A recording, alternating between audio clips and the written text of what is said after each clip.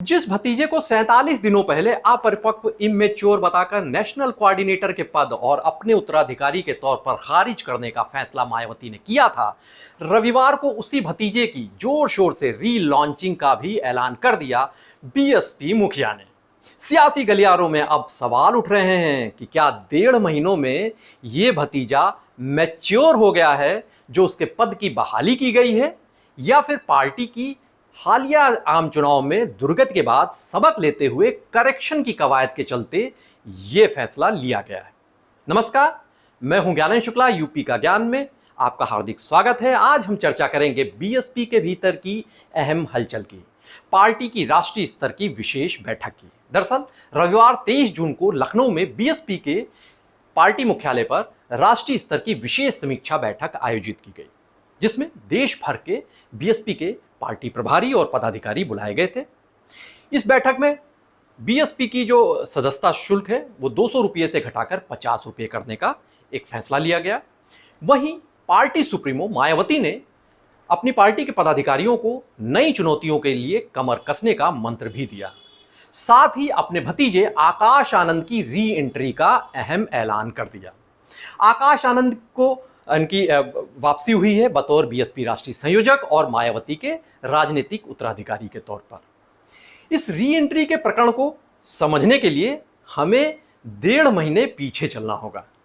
गौरतलब है कि चुनाव प्रचार के दौरान उत्तर प्रदेश में आकाश आनंद की कई सारी रैलियां हो रही थी। 29 अप्रैल को सीतापुर जिले में बीएसपी प्रत्याशी महेंद्र यादव के समर्थन में ऐसी ही एक जनसभा आयोजित हुई थी, जिसे संबोधित करते हुए आकाश आनंद ने बीजेपी की तुलना आतंकवादी से करते हुए जूतों से मारने सरीखी अभद्र टिप्पणी कर दी। ये विवादित और भड़काऊ भाषण बीएसपी के इस नए नवेले नेता के लिए भारी पड़ गया, गले की फांस बन गई। आकाश आनंद और 3 दर्जन अन्य लोगों के खिलाफ सीतापुर जिले की पुलिस ने आईपीसी की धारा 171 सी, 153 बी, 188 और 502(2) यानी नफरत को बढ़ावा देना, RP act, representation of people's act की धारा 125 के तहत आदर्श आचार संहिता के उल्लंघन का मुकदमा दर्ज कर दिया गया। आकाश आनंद के राजनीतिक जीवन का यह पहला आपराधिक केस था जो उनके खिलाफ दर्ज हुआ था। इसके बाद एकाएक उनकी रैलियां ठप हो गई, रोक दी गई।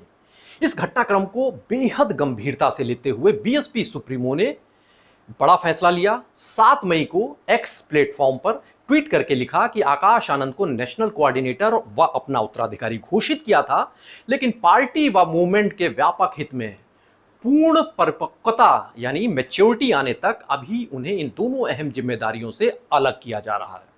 जबकि इनके पिता आनंद कुमार यानी मायावती के जो भाई हैं आनंद कुमार, आकाश आनंद के पिता, उन्हें पार्टी व मूवमेंट में अपनी जिम्मेदारी पहले की तरह ही निभाने दिया जाएगा।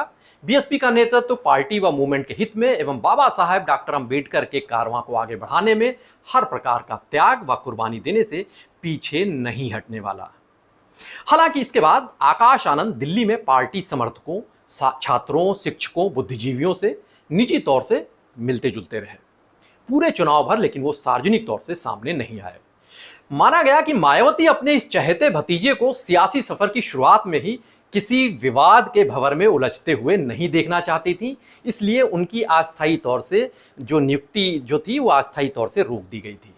हालांकि मायावती के इस कदम ने यूपी की चुनावी समीकरणों में बुरी तरीके से भूचाल ला दिया, पूरे समीकरणों को झकझोर दिया। दलित युवा वोटरों में आकाश आनंद को लेकर आकर्षण बढ़ा हुआ था, उनकी लोकप्रियता बढ़ी हुई थी। एकाएक उनके पीछे हटने से संदेश गया कि बीजेपी के दबाव में आकाश आनंद के पर कतरे गए। इसका नतीजा ये रहा कि बड़ी तादाद में दलित वोटर्स नाराज होकर इंडिया गठबंधन की ओर मुड़ गए। यूपी की 80 लोकसभा सीटों में से किसी भी एक सीट पर बीएसपी का खाता तक नहीं खुल सका। पार्टी का वोट शेयर लुढ़ककर 9.19% तक जा पहुंचा। बहरहाल आकाश आनंद को पार्टी का दोबारा से राष्ट्रीय संयोजक बनाए जाने के साथ ही मायावती ने उन्हें अपना उत्तराधिकारी, राजनीतिक तौर से जो उत्तराधिकारी होता है, उससे भी घोषित कर दिया। इस री एंट्री के दौरान आकाश आनंद के माथे पर अपना हाथ रखकर आशीर्वाद देते हुए मायावती ने भतीजे के कद में और भी इजाफा कर दिया है। पिछली बार आकाश आनंद को उत्तराखंड और उत्तर प्रदेश को छोड़कर बाकी सभी राज्यों की जिम्मेदारी सौंपी गई थी, लेकिन इस बार पूरे देश की कमान इन्हें सौंपी गई है बीएसपी की। रविवार को पार्टी जनों की बैठक में हुए इस बड़े फैसले के पीछे दलील देते हुए बीएसपी मुखिया मायावती ने कहा कि आकाश आनंद को पूरी परिपक्वता के साथ पार्टी में कार्य करने के लिए फिर से मौका दिया है। ये पूर्व की तरह ही पार्टी में अपने सभी पदों पर बने रहेंगे। यहाँ के जो पार्टी के बीएसपी के नेशनल कोऑर्डिनेटर के साथ साथ एकमात्र उत्तराधिकारी भी बने रहेंगे। इनके बारे में मुझे यानी मायावती ने कहा कि मुझे पूरी उम्मीद है अब वह अपनी पार्टी व मूवमेंट के हित में हर स्तर पर पूरे तौर से एक मैच्योर नेता के रूप में जरूर उभरेंगे।